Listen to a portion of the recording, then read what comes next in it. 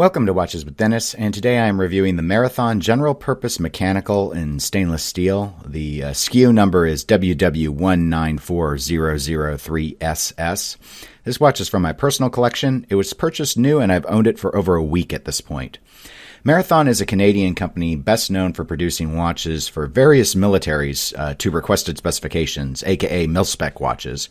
This watch is a reinterpretation of the historic Marathon GGW113 field watch that was in use by the U.S. Army in the 1980s, and Marathon's site denotes it as a reissue. This model is listed as having 50 meters of water resistance with the spec requirement notation of 30 meters, which you'll see later on the case back. In terms of measurements, let's go ahead and take a look. Now, Marathon lists this diameter on their website at 39 millimeters, but I also saw it from a distributor, the one I purchased from, Island Watch, listing it at 36 millimeters. I think this has to do with the various points of measurement one might take on the case. So let's go ahead and take a look here. If you see, it kind of bulges out at the 3 and the 9. So if we kind of try and capture that crown guard there, I'm curious. I'm actually getting a 36.5 there, so that seems Island's measurement was a little closer. 36 from the 10 to 4, so that seems pretty accurate. So I'm not sure why on the Marathon site they list the SKU at 39. My guess would be that they included the crown. So let's take a look with the crown. Yeah, 39.2-ish. So 36 is going to wear much more like, obviously, because we don't normally include the crown in that sort of measurement. So let's move on. The lug width on Marathon site says 16 millimeters. 16. Yep. So I got 16.1, 16.2, so 16. Thickness as 11 millimeters. Let's get the NATO strap out of the way for that to see if the 11 millimeter thickness is accurate. 10.8. And lug distance. So lug to lug, we're getting 42.5. Looking at the face of this watch, the first thing one notices is the 24-hour dial. So you can see the standard 12 hours in a larger Arabic font, and then the 13 through 24 hours are a smaller font size, more towards the inner portion of the dial. Everything marking-wise is a stark white against a black dial. The hour and minute hands are syringe style, and the watch does have a central sweeping seconds hand. There is quite a bit of text on the dial given the dial size, which we noted was close to basically a 36 millimeter watch. Marathon branding does appear here at the 12 o'clock position, and then just beneath that is U.S. government notation. This watch actually is available without that U.S. government notation as an FYI, but obviously this model went with it. Near the 3 o'clock notation, you can see the radiation symbol, which is due to this watch featuring Tritium lume. And then the 9 o'clock position, I'll go ahead and get the hands out of the way so you can see this a little bit better. There you go. You can see that there's an H3 towards the 9 o'clock. That H3 is the chemical symbol for tritium. Then closer towards the 6 o'clock, beneath where the hands are centered, is the 17 joule notation. We'll just keep moving these hands so you can get a better view of things. And then flanking the 6 o'clock indice is Swiss made. So even though this is a Canadian company, Marathon does actually have the watches assembled in Switzerland. As the tritium markings indicate, lume is achieved here via tubes, and those tubes are filled with tritium, which is radioactive luminescent material. So since it's radioactive, it actually decays to give off light, which means unlike, say, superluminova, you don't actually have to put this in the sun or under UV or under other bright lighting to actually charge it. It always just sort of glows at the same intensity. Then over time, and we're talking over years, the tritium decays because it has a half-life, and it will get weaker and weaker, and eventually you will no longer be able to see it glow. Basically, I think the half-life on tritium, and I'd have to double check, I believe it's about 12 and a half years. Usually after 20 years, you no longer can see any glow from what I've seen other people report. And then I believe because these are tubes, they're designed so that you can actually send the watch and get the tubes replaced and have tritium used and the glow restored.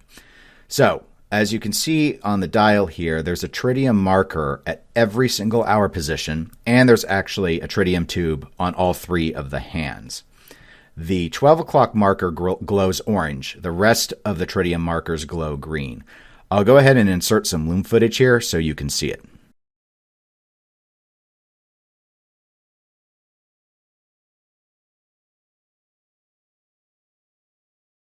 The case is stainless steel and entirely brushed. You can see from the side profile, it's got a fairly unique look. I've seen people state that this sort of reminds them of a mustache. The crown itself does feature two positions. Position 0, which is what we're in right now, is where the watch can be wound. This is a hand wind only movement. Thus, though, that means this is not a screw down crown. And then in position 1, as I've sort of showed you earlier, but we're in position 1 now, the watch's time can be set, and you can see the seconds hand here has stopped. So as is often the case with mil-spec watches, this watch does feature hacking so that you can coordinate the time. The dial is protected by a sapphire crystal. The watch has a closed case back, and as you can see, it is stamped with information that one often associates with mil-spec watches. This model did come on a nylon strap. This is the default nylon strap. And it has a single, fairly large nylon keeper, which you can sort of see here. It is a fixed keeper. It does not float. As I noted before, the lug width on this watch is 16 millimeters, so bear in mind that your strap options are going to be somewhat limited compared to the typical sized watches available in the modern era. The case does have these drilled lugs, though, so you do have easy spring bar removal. Now, as you saw on the dial, this is a 17 joule movement. It actually is the ETA 2801. So as I stated, it's a hand wind only movement, and it's listed as having a 36-hour power reserve, and this watch beats at 4 hertz. So let's go ahead and check it out on the time grapher.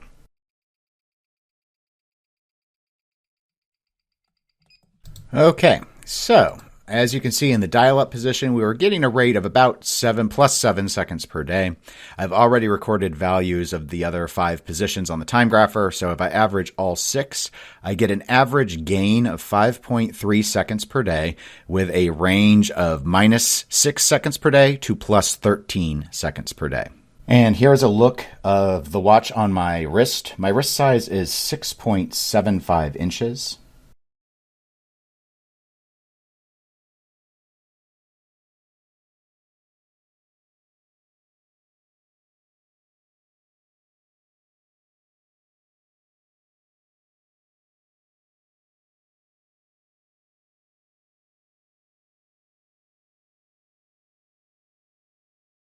So, what are my overall thoughts on this watch? I'd say the 3 noteworthy positives are it does offer a genuine field watch experience with an easy-to-read dial and a watch that is both small and designed not to get hung up on stuff despite having that legibility.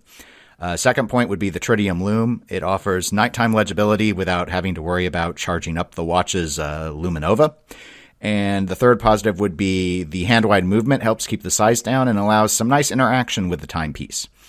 I have 3 negatives to note. One would be better water resistance would have been nice. I'll go more into that in a moment. But I wish that the default nylon strap that I got with my watch actually had a floating keeper, not a fixed keeper.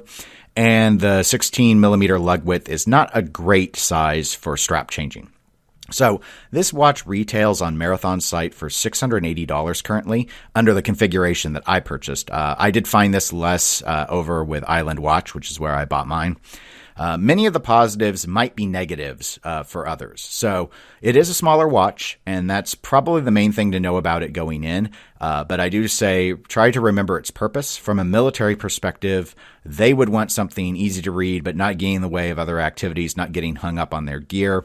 But by modern standards, this is going to feel small to most people. So it's good to understand what you're getting into with this sort of field watch, especially if you went to Marathon's site, saw the 39 millimeter, and sort of thought that it would wear like a 39 millimeter, whereas from our measurements and that I took, plus what I saw listed on Island Watch's site, 36 millimeters is much more accurately, I think, describing the actual case diameter.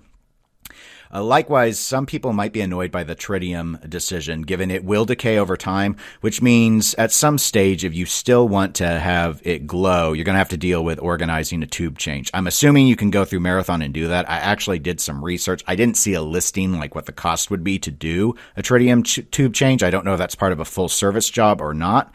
Most of their servicing costs seemed pretty reasonable, but again, I'm not quite sure what the tube costs are. The only other company I know of that really deals with tritium tubes is Ball Watch, and I know that they do tube changes. I don't know their cost either, though.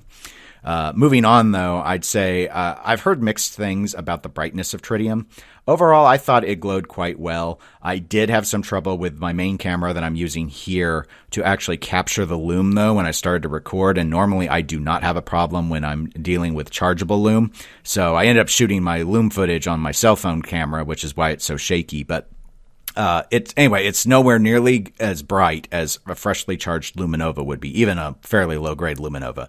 But I've noticed a couple hours into the night, this remains very easy to read, and it is consistent, unlike charging looms. So overall, it's sort of a give and a take on that. As for the hand wind, I deliberately sought that out. I wanted a field watch that was a hand wind only movement. But I have forgotten to wind the watch a couple of times, so I've never gone so far as that it actually stopped. But, sometimes I'm so used to wearing automatics, I throw them on, and then later in the day I'd go, oh, wait, this Marathon watch requires me to wind it. Marathon does have field watches, plus there are a number of other makers of field watches that offer automatics or quartz movements. So some folks might want something less fussy, and there are plenty of options out there, even from this brand, that would meet that need. Now, of the three negatives, none of them are huge to me. The water resistance is probably the biggest annoyance. The mil-spec standard for these watches was 30 meters, which was listed there on the stamped case back. But Marathon has noted that they test this watch to 50. And so that's decent. That's sort of shower proof. But I think like many people, I'm always most comfortable if we reach at least 100 meters. But it wasn't an expectation for field watches when I was looking for them, and I was well aware of the water resistance when I bought it.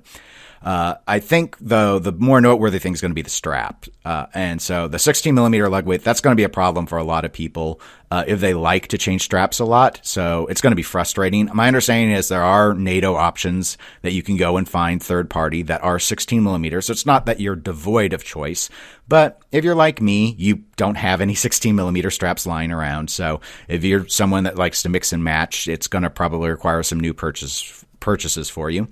Overall, I think it wears fine and looks okay. You can see from the wrist shot footage what it looked like on my wrist. It does clearly look smaller. Again, we've got a smaller sized watch, so it's not disproportionate in my view, but that 16 millimeter strap does wear small. And so that's something to factor in if you're looking into this watch. I'd say in terms of the default nylon strap that I got, and I know Marathon sells it with a couple of other strap options other than this. This was like the least expensive of the options. I found it very comfortable, and I actually like the enlarged keeper. I thought that was pretty clever, but it would be so much more practical if it floated.